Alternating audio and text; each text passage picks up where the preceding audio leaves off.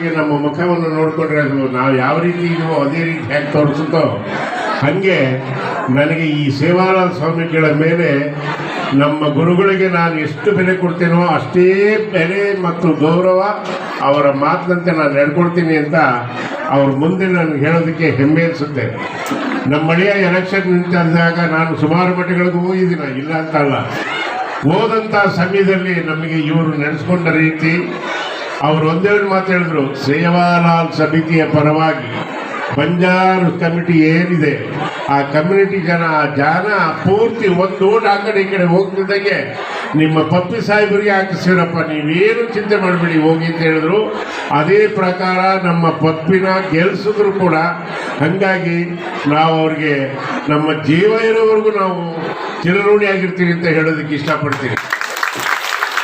ಏಕೆಂತಂದರೆ ಒಂದು ಮಾತು ಕೊಟ್ಟ ಮೇಲೆ ಅವರು ತಪ್ಪಲಿಲ್ಲ.